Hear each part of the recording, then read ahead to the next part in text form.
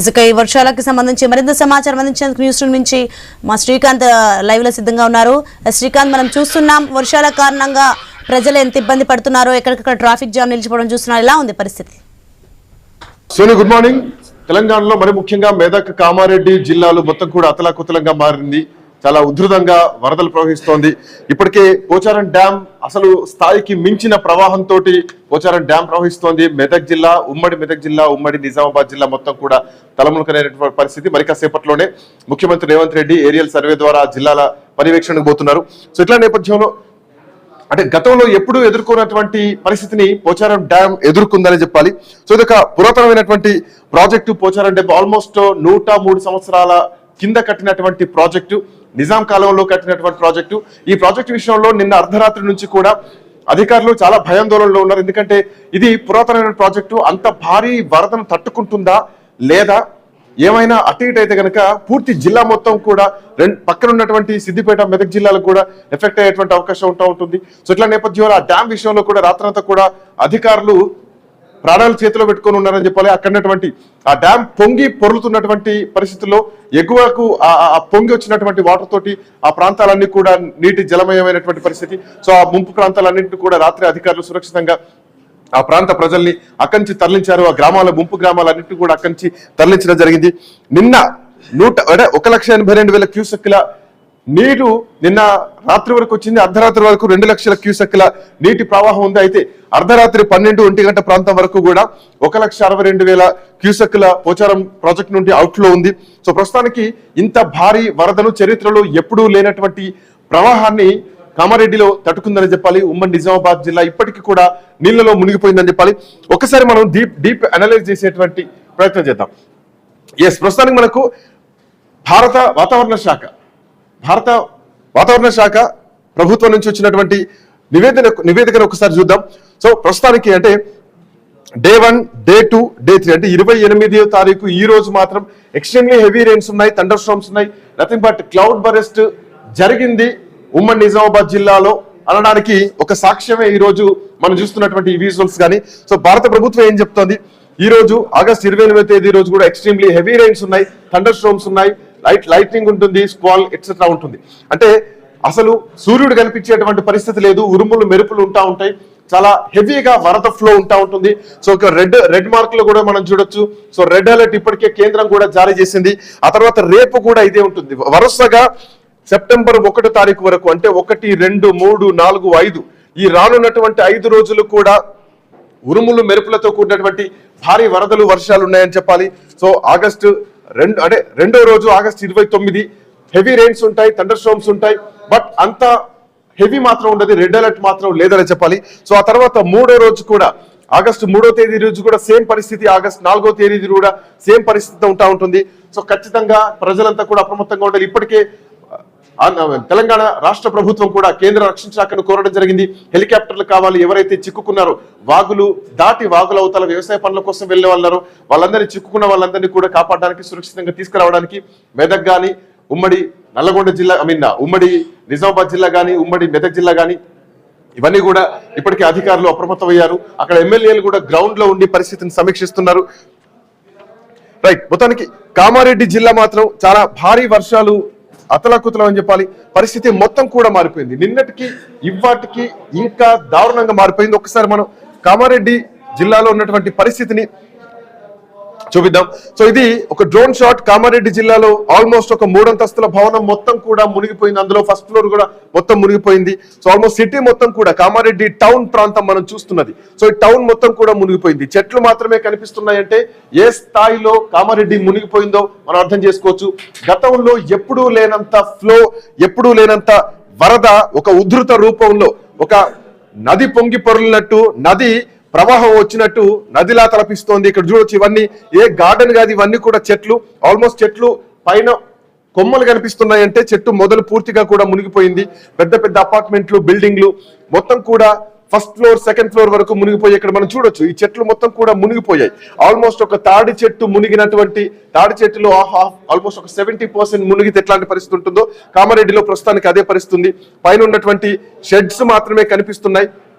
So చూడొచ్చు ఇంటి పక్క నుంచే ఫ్లో వెళ్తున్నాయి, షట్టర్లు మొత్తం కూడా మునిగిపోయినాయి. సో ఇది ఒక ఏరియల్ అంటే డ్రోన్ షాట్ లో మనం చూస్తున్నాం.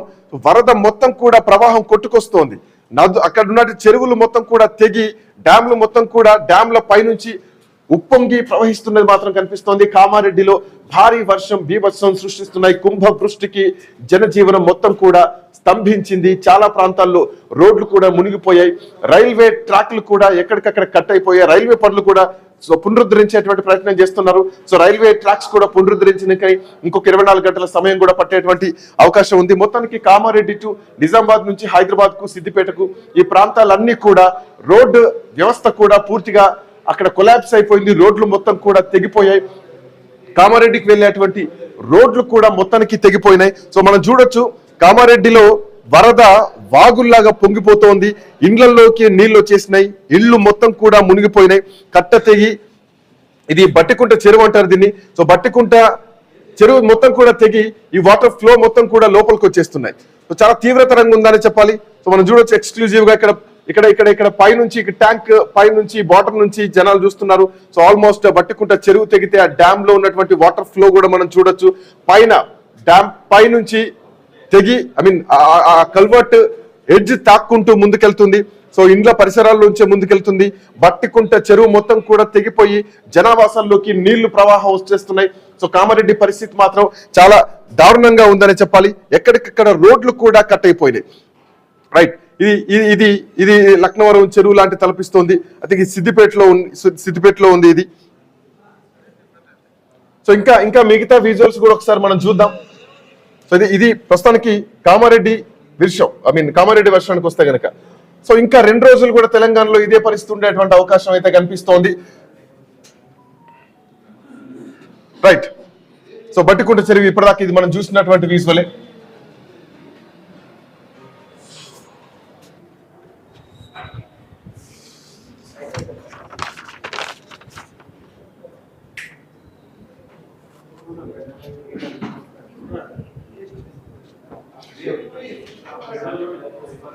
సిద్దిపేటలో ఉన్నటువంటి కోమటి చెరువు ఇది.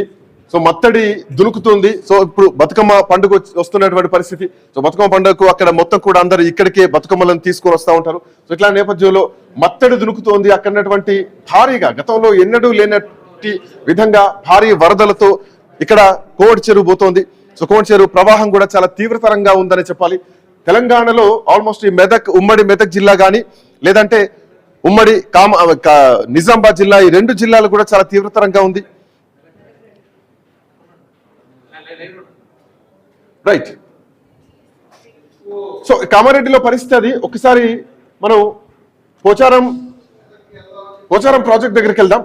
పోచారం ప్రాజెక్టు మొత్తం కూడా అంటే ఇందాక నేను చెప్పినట్టు గతంలో ఎన్నడూ లేనంతగా పోచారం చెరువు చాలా ఓవర్ఫ్లో అయింది. ఆల్మోస్ట్ 2 లక్షల క్యూసెక్ల ఇన్ఫ్లో ఉంది. నిన్న రాత్రి వరకు కూడా 1,62,000 క్యూసెక్ల అవుట్ఫ్లోతో పోచారం ఈ ప్రాజెక్టు ఈ భారీ వరదనైతే తట్టుకొని నిల్చుందని చెప్పాలి. రైట్, ఇక పోచారం ప్రాజెక్ట్ దగ్గర నుంచి మా కరెస్పాండెంట్ క్రాంతి మనతో పాటు లైవ్ లో అందుబాటులో ఉన్నారు. Kranti, good afternoon, good morning. So ప్రస్తుతానికి ఉమ్మడి నిజామాబాద్ జిల్లా మొత్తం కూడా అతలకుతలం అయిపోయింది. పోచారం ప్రాజెక్ట్ రాత్రి నుంచి కూడా చాలా భయపెట్టేసింది. ఏం జరుగుతుందో అని అధికారులు నిజానికి ప్రాణాలు అరచేతిలో పెట్టుకుని ఉన్నారు. ఈ డ్యామ్ 100 సంవత్సరాల క్రితం నిజాం కాలంలో కట్టినటువంటి డ్యామ్ తట్టుకుంటుందా లేదా అన్నటువంటి ఒక భయంలో ఉండేది. సో ఏంటి పరిస్థితి, లేటెస్ట్ అప్డేట్స్ ఏంటి క్రాంతి? ఉమ్మడి మెదక్ జిల్లా మొత్తం కూడా ఈ వర్షాలకి చిగురుటాకులాగా వణికిపోయింది. ప్రధానంగా మనం చూసినట్లయితే మెదక్, సిద్దిపేట జిల్లాలు అయితే అతలాకుతలం అయిపోయాయి. కాస్త రాత్రి కొద్దిగా వర్షం తెరిపివ్వడంతో ఇప్పుడు సాధారణంగా ఉంది పరిస్థితి. అదే ఇంకొక 2-3 గంటలు వర్షం పడి ఉంటే కనుక ఈరోజు ఉమ్మడి మెదక్ జిల్లాలో సిద్దిపేట జిల్లా కానీ మెదక్ జిల్లా పరిస్థితి కానీ అగమ్య గోచరంగా ఉండేది. హెలికాప్టర్ల ద్వారా సహాయక చర్యలు అందించాల్సిన పరిస్థితి ఏర్పడేది. అనేక గ్రామాలు ఈ వరద ముంపులో కొట్టుకొని పోయాయి. ఇప్పటికే మనం చూసిన చూసినట్లయితే ఇక్కడ మెదక్ జిల్లాలో ధూప్ సింగ్ తండాలో దాదాపు 30 ఇండ్లకు పైగా గుండు వాగు ఉధృతి వల్ల 30 ఇండ్లకు పైగా కొట్టుకొని పోయాయి. అక్కడ గ్రామంలో ఒక వృద్ధుడు కూడా ఆ వరదలో కొట్టుకొని పోయాడు. ప్రస్తుతం మనం పోచారం ప్రాజెక్టు దగ్గర ఉన్నాం. పోచారం ప్రాజెక్ట్ని నిజాం కాలంలో కట్టారు. దీనికి 100 సంవత్సరాల పైన చరిత్ర ఉంది. ఇక్కడ మొత్తం ఇటు కామారెడ్డి మెదక్ జిల్లాలకి ఇది జీవధార లాంటిది. దీని పూర్తి సామర్థ్యం 1.8 టీఎంసీలు కాగా 70 లక్షల క్యూసెక్ల వరకు కూడా ఇది వరదను తట్టుకుంటుంది. కానీ నిన్న ఒక్కసారిగా 2 లక్షలకు పైగా వరద వచ్చింది. దీంతో మనం చూడొచ్చు ఇక్కడ మొత్తం ఇప్పుడు మనం ఇక్కడ పక్కన ఉన్న ఈ మత్తడి పక్కన అలుగు పక్కన ఉన్న ఇక్కడ మనం చూడొచ్చు కింద ఈ కట్ట వరకు కూడా గడ్డి మొత్తం ఈ చెట్లన్నీ కూడా పోయినది మనకి పరిస్థితి కనిపిస్తుంది. నిన్న ఇక్కడ వరకు కూడా వరద వచ్చింది. రాత్రి కొద్దిగా వరద తగ్గడంతో ప్రాజెక్టు మనకి ఇబ్బంది లేకుండా ఆగింది. ప్రాజెక్టు పక్కనే ప్రధాన మత్తడి పక్కన ఒక కట్ట పక్క నుంచి కోతకు గురైపోయింది. బుంగల గండిలా పడింది. ఆ కట్ట పైనుంచి నిన్న వరద పోయింది. అదే కొనసాగితే కనుక ఈరోజు మరొక గంట సేపు అట్లా జరుగుంటే ఈ కట్ట మొత్తం కూడా ఈ ప్రాజెక్టు నామరూపాలు లేకుండా కొట్టుకుపోయేది. దీని కింద ఉన్న గ్రామాలు కూడా ప్రమాదానికి గురయ్యాయి. ఈ ప్రాజెక్టు కింద ఉన్న గ్రామాలు సర్దన గ్రామంలోని గ్రామస్తులు ముందస్తు చర్యలుగా అధికారులు పునరావాస కేంద్రాలకు తరలించారు. ప్రస్తుతం అయితే మెదక్ జిల్లాలో కాస్త వర్షం మళ్ళీ పడుతూ ఉంది. వరద ఉధృతి అయితే నిన్నటితో పోలిస్తే కొంత తగ్గినట్టు కనిపిస్తుంది. కానీ ఎక్కడికక్కడ మాత్రం మళ్ళీ పరిస్థితి అయితే ప్రమాదకరంగానే ఉంది. జిల్లా ఇన్ఛార్జి మంత్రి వివేక్ వెంకటస్వామి మొత్తం జిల్లాలో పర్యటిస్తున్నారు. పలు ప్రాంతాలని పరిశీలించారు.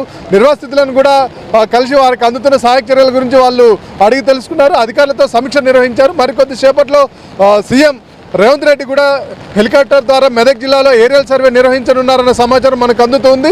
ఆ తర్వాత అధికారులతో సమీక్ష నిర్వహించనున్నారు. కాకపోతే వాతావరణం మాత్రం అనుకూలించేట్టు కనిపించట్లేదు. మళ్ళీ ఉదయం కొద్దిసేపు తెరిపించినప్పటికీ మళ్ళీ వర్షం పడుతూనే ఉంది. ఈ పరిస్థితిలో ఏరియల్ రివ్యూ నిర్వహించడం కూడా కష్టసాధ్యంగా మనకు కనిపిస్తూ ఉంది. శ్రీకాంత్, మొత్తానికైతే ఉమ్మడి మెదక్ జిల్లా ఈ వర్షానికి మాత్రం అతలాకుతలం అయిపోయింది. మరోవైపు మాజీ మంత్రి హరీష్ రావు నేతృత్వంలో బీఆర్ఎస్ నాయకులు కార్యకర్తలు వరద ప్రాంతాల్లో ప్రభావిత ప్రాంతాల్లో పర్యటిస్తున్నారు. వాళ్ళు పర్యటించి ప్రభుత్వం నుంచి అందుతున్న సహాయక చర్యలని వాళ్ళు పరిశీలిస్తున్నారు. అంతేకాకుండా ప్రజలకి భరోసా కల్పిస్తున్నారు. ప్రభుత్వానికి తగు సూచనలు చేస్తున్నారు. శ్రీకాంత్, క్రాంతి అంటే ఇప్పటికే ఎస్డీఆర్ఎఫ్ కానీ ఎన్డీఆర్ఎఫ్ కానీ అగ్నిమాపక టీంలు కానీ ఇప్పటికే రంగంలోకి దిగాయి. అక్కడ చిక్కుకున్న వాళ్ళకు ఉన్నటువంటి సోర్సెస్ ఏంటి, రక్షణ చర్యలు ఎట్లా ఉన్నాయి, వాళ్ళని ఎట్లా ఆదుకుంటున్నారు? అండ్ ఇప్పటికే రక్షణ శాఖ నుంచి హెలికాప్టర్లు కూడా కోరాం, హెలికాప్టర్లు కూడా వస్తున్నాయి అంటున్నారు. సో హెలికాప్టర్లు రావడం కొంత ఆలస్యం కూడా కనిపిస్తోంది. ఇప్పటికే బండి సంజయ్ దీనిపై రెస్పాండ్ అయ్యారు. అటు పొన్నం ప్రభాకర్ కూడా రెస్పాండ్ అయ్యారు. మరి కాసేపట్లోనే ఉమ్మడి మెదక్ జిల్లా, నిజామాబాద్ జిల్లాలో ప్లీజ్ కంటిన్యూ. ఉమ్మడి మెదక్ జిల్లా వ్యాప్తంగా అంటే సిద్దిపేటలో ఒక 3 రైతులు పొలం దగ్గరికి వెళ్ళి అక్కడ చిక్కుకున్నారు. చెరువు మత్తడి ఉధృతంగా ఉండడం వల్ల. అంతేకాకుండా మెదక్ జిల్లాలో కూడా గణపూర్ దగ్గర, రాజంపేట దగ్గర ఒక 12 మంది చిక్కుకున్నారు. అందులో 2 చెట్టును పట్టుకుంటే చెట్టు కొట్టుకొని పోయింది. దాంతో వాళ్ళిద్దరు కొట్టుకొని పోయారు. ఆ మృతదేహాలను కూడా పోలీసులు బృందాలు తీసుకున్నాయి. దాని తర్వాత మనకి ఇక్కడ చూసినట్లయితే ప్రధానంగా ఆర్మీ బృందాలు, ఎన్డీఆర్ఎఫ్ బృందాలు వచ్చాయి. జిల్లాలో 100 మందికి పైగా ఉన్న ఎన్డీఆర్ఎఫ్ బృందం పనిచేస్తూ ఉంది. ఎన్డీఆర్ఎఫ్ బృందం పనిచేస్తుంది. నిన్న రాత్రి వాళ్ళని సురక్షిత ప్రాంతాలు 10 మంది బ్రిడ్జి మీద చిక్కున్న వాళ్ళని తీసుకొని వచ్చి సురక్షిత ప్రాంతాలకి తరలించారు. శ్రీకాంత్, ప్రధానంగా మనం చూసినట్లయితే ఇప్పుడు మనకి ఇక్కడ మెదక్ జిల్లాలో సురక్షిత కార్యక్రమాలు అయితే నడుస్తూ ఉన్నాయి. మెదక్ జిల్లాలో మనం చూసినట్లయితే ఇటు అధికార యంత్రాంగం అయితే మొత్తం సహాయక చర్యల్లో నిమగ్నమై ఉంది, మనకు కనిపిస్తూ ఉంది. ఇక్కడ ఎక్కడ చూసినా కూడా వరద ప్రభావం అయితే మనకి తీవ్ర పరిస్థితిలో కనిపిస్తుంది. మరికొంతసేపు ఇదే పరిస్థితి కొనసాగితే కనుక మనకి పరిస్థితి దారుణంగా ఉండే కనిపిస్తూ ఉంది. ఇది ఇక్కడ మెదక్ జిల్లాలో పరిస్థితి. Over to studio. I think some signal issue ఉన్నట్టుంది. Kranthi, I'll get back to you. మీ దగ్గర మళ్ళీ వస్తాం. మొత్తం పోచారం ప్రాజెక్టు మొత్తం కూడా నిండిపోయింది. 1,62,000 క్యూసెక్కుల అవుట్ఫ్లో ప్రస్తుతానికి నడుస్తోంది. ఇంకా వర్షాలు పెరిగితే కనుక ఖచ్చితంగా ఇంకా వర్షం పెరిగే అవకాశం ఉంది. ఎందుకంటే ఇప్పటి వరకు మనకున్నటువంటి సమాచారం ప్రకారం, ఒక ఖచ్చితమైనటువంటి సమాచారం ప్రకారం ఇంకా 24 గంటలు మాత్రం అరచేతిలో ప్రాణాలు పెట్టుకొని ఉండాల్సిందే. అధికారులు కూడా పూర్తి స్థాయిలో నిమగ్నమై ఉన్నారు. ఉమ్మడి మెదక్ జిల్లా, ఉమ్మడి నిజామాబాద్ జిల్లా, మరి ముఖ్యంగా కామారెడ్డి పరిస్థితి చాలా దారుణంగా ఉంది. అక్కడి నుంచి కనీసం సెల్ ఫోన్లలో సిగ్నల్ కూడా లేదు, సెల్ ఫోన్లు ఛార్జింగ్ కూడా పెట్టుకోలేనటువంటి పరిస్థితి ప్రస్తుతానికి కామారెడ్డి జిల్లాలో కనిపిస్తోంది. కామారెడ్డి బిక్నూరులో 27.9 సెంటీమీటర్ల వర్షపాతం ఇప్పటి వరకు నమోదైంది. నిర్మల్లో వడ్యాల్లో 27.58, కామారెడ్డిలో ఉన్నటువంటి తాడ్వాయిలో 27, ఆ తర్వాత మెదక్ జిల్లా సర్దనాలో 26.33, కామారెడ్డిలో ఉన్నటువంటి పాతరాజంపేటలో 24.1, మెదక్ 23.65, నిర్మల్లో 23.38, ముజిగిలో 22, లింగంపేటలో 21తో భారీ వర్షపాతం నమోదైంది. గతంలో ఎన్నడూ లేనంతగా ఈసారి మాత్రం ఒక ఉధృతమైనటువంటి వరద ప్రస్తుతానికి కనిపిస్తోంది. ఇంకొక 18 ప్రాంతాల్లో కూడా అధిక వర్షపాతం, భారీ వర్షపాతం నమోదైనట్టు కూడా ఇప్పటికే కేంద్ర వాతావరణ శాఖ చెప్పడం జరిగింది. సో దీంట్లో మనం ఒకసారి డిస్ట్రిక్ట్ వైజ్ చూసుకుంటే కనుక మనం చూడొచ్చు తెలంగాణలో ఉన్నటువంటి అంటే ప్రస్తుతానికి డిస్ట్రిక్ట్ వైజ్ ఉన్నటువంటి వాతావరణ పరిస్థితి red alert, orange alert, yellow alert, green alert. So green alert కొంతవరకు సేఫ్, అంటే గ్రీన్ అలర్ట్ లో పెద్ద డేంజర్ జోన్ ఏం లేదని చెప్పాలి. బట్ రెడ్ అలర్ట్ మాత్రం చాలా సివియర్ గా ఉంది. దాంట్లో మరి ముఖ్యంగా నిజామాబాద్ లో ఇప్పటికే 15 మిల్లీమీటర్ల వర్షపాతం నమోదైంది. హెవీ థండర్స్ ఉంటాయి, చాలా అంటే మాక్సిమం సర్ఫేస్ విండ్ స్పీడ్ ఉంటుంది.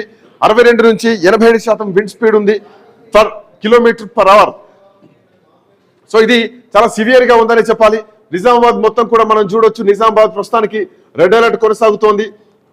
సో ఇది నిజామాబాద్, ఇది జగిత్యాల కూడా పూర్తి స్థాయిలో రెడ్ అలర్ట్ కనిపిస్తోంది.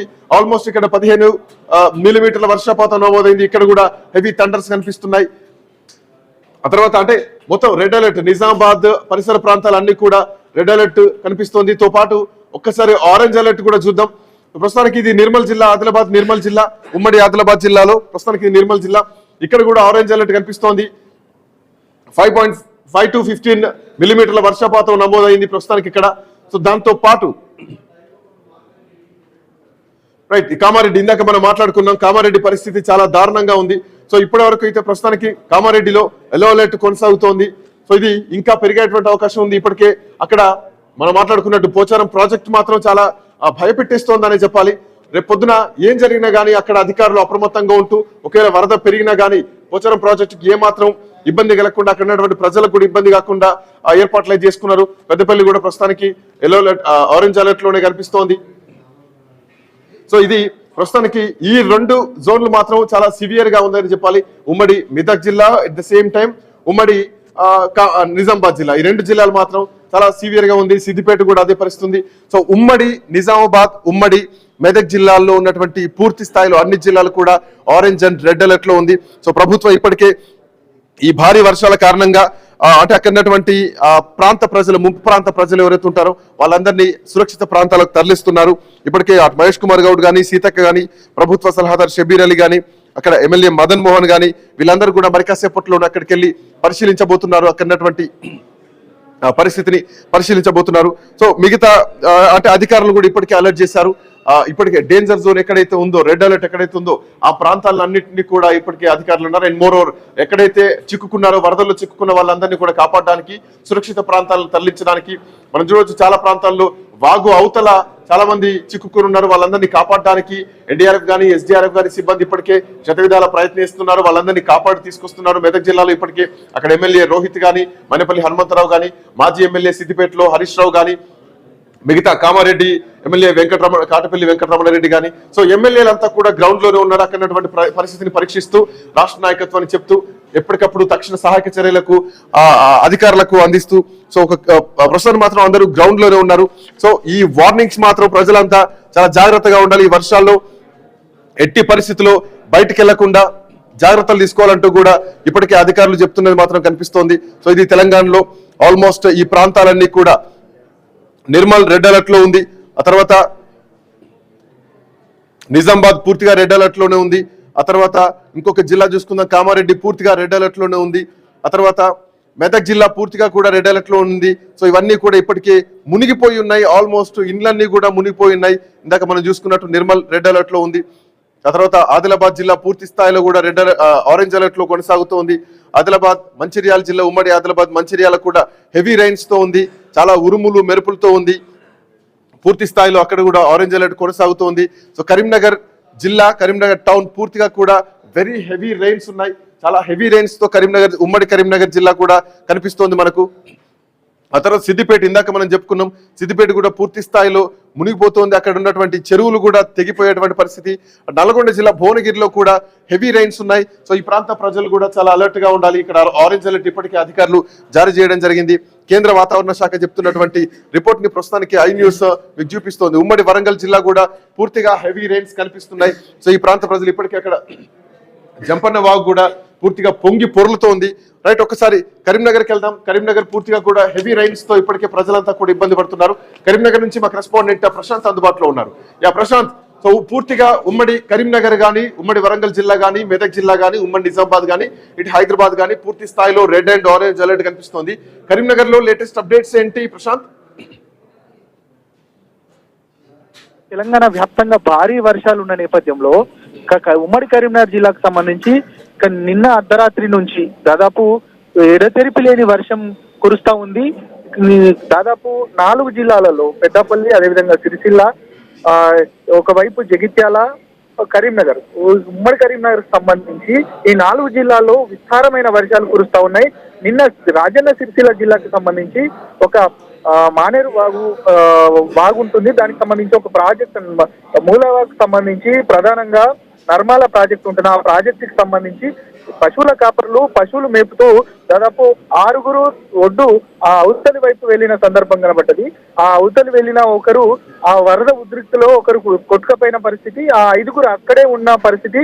అప్పటికే అధికారులు స్పందించారు. అధికారులు వెంటనే ఇటు కలెక్టర్ కావచ్చు, అదేవిధంగా ఎస్పీ కావచ్చు, పోలీసులు వ్యవస్థ మొత్తం అక్కడికి వెళ్లి ఎన్డీఆర్ఎఫ్ బృందాలతో వారిని సహాయ చర్యలు మొదలు పెట్టారు. వారిని రక్షించే ప్రయత్నం చేస్తూ ఉన్న పరిస్థితి కనబడుతుంది. కానీ అటు వెళ్ళలేని పరిస్థితిలో ఉంది కాబట్టి వారికి పూర్తిగా వారికి ఆహార పదార్థాలు కూడా అందించే పరిస్థితి.